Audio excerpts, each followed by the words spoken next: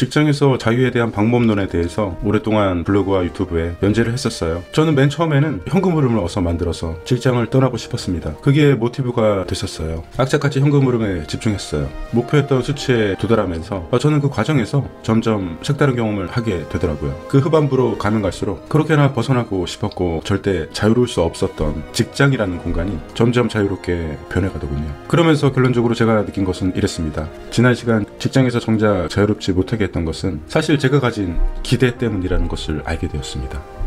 다시 말해서 직장에서 알게 모르게 가지고 있었던 기대가 있었고요. 그 기대의 소멸이 직장에서도 자유로울 수 있게 했다는 의미입니다. 첫 번째 기대의 소멸은 직장에 더 오래 다녔으면 하는 기대였어요. 직장에서 도태되지 않고 해고되지 않고요. 남들만큼 다녔으면 하는 기대 말입니다. 그런데 스스로 자립 조건이 형성되면 될수록 그 기대는 자동 소멸되더군요. 그래서 정말 생각지도 못한 문제나 돌발 상황으로 갑자기 직장을 나가야 하는 정말이지 최악의 상황이 온다고 해도 그건 최악으로 받아들여지지 않게 됩니다. 오히려 다른 선택권을 행사하는 명분이 될 수 있고요. 그래서 해고가 전혀 두렵지 않게 됩니다. 그런데 해고는커녕 오히려 자신의 업무 퍼포먼스는 상당히 좋아지는 경험을 하게 되더라고요. 얼굴은 보다 여유로워지고요. 특히 일에 대해서는 사실 거침없어집니다. 사실 직장에서 실적이 미흡할 때는 업무 결단이 느리고요. 특히 리스크와 최악을 고민하게 됩니다. 이런저런 것을 따지다 보면 업무의 진척도는 느리게 되고요. 감사를 받으면 어쩌지? 이거 징계를 받을 수 있는 거 아닌가? 그런 근심으로 보고 시기는 민첩하지 못하게 되고요. 결과적으로 업무 진행이 미진해집니다. 위에서 보면 답답한 사람이 될 수도 있죠.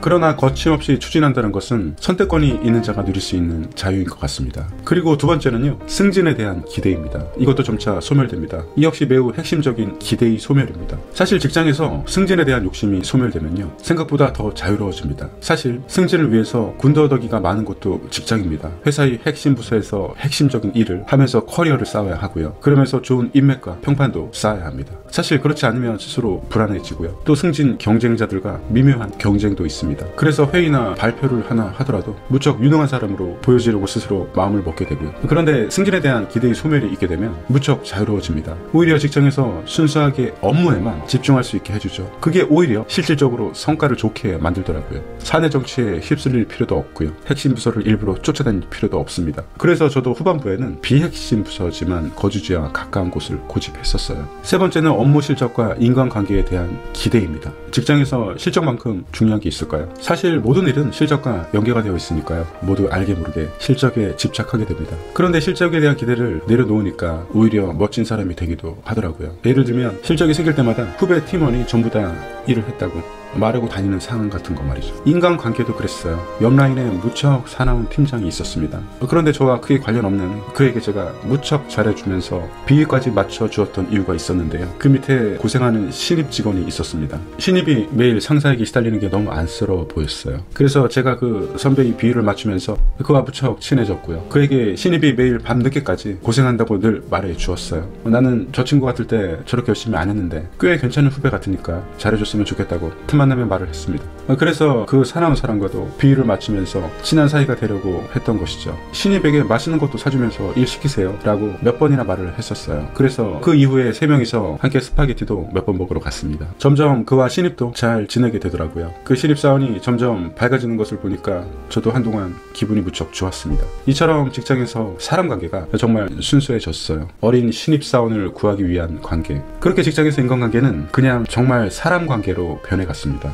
이런 것도 하나의 예라고 할 수 있을 것 같습니다. 예전에는 사실 직장에서 인간관계는 저도 그렇게 순수하지 못했어요. 대부분 일과 승진을 위해서 필요한 부분의 이해득실을 알게 모르게 따졌습니다. 그런데 자유를 얻으면서 그 순수성을 되찾게 되었습니다. 이 또한 자유의 영역에서 느낄 수 있는 감정이라고 생각합니다. 이렇게 직장을 다니면서 다양한 기대를 소멸시키게 되면요, 직장생활이 오히려 재밌어지고 충족감을 얻을 수 있는 공간으로 변해갔습니다. 그런데 이것은 단지 자신이 관념이나 의지만으로는 어렵다고 생각이 들어요. 정말 자신의 자립 조건, 예를 들면 현금 흐름이 수치적으로 존재해야 하고요. 그 이후의 삶에 대해서도 명확한 정의가 되어 있을 때 직장에서 기대의 소멸을 실행시킬 수 있다고 생각합니다. 그래서 정말 직장을 떠나기 위한 방편이라고 해도 좋고요. 그냥 직장생활 자체를 자유롭게 하려는 방편이라도 상관없어요. 제가 제가 그동안 말했던 직장인의 자유를 위한 방법론을 이행하는 것을 저는 정말 추천드립니다. 스스로 선택권을 가진다는 것은 비로소 자유를 가진 것이라고 생각을 하고요. 전 정말 그렇게 생각합니다. 많은 직장인들이 그 길을 갔으면 좋겠습니다. 정말 순수한 저희 마음이고요. 영상에 공감하셨다면 구독과 좋아요 부탁드립니다. 끝까지 봐주셔서 감사합니다.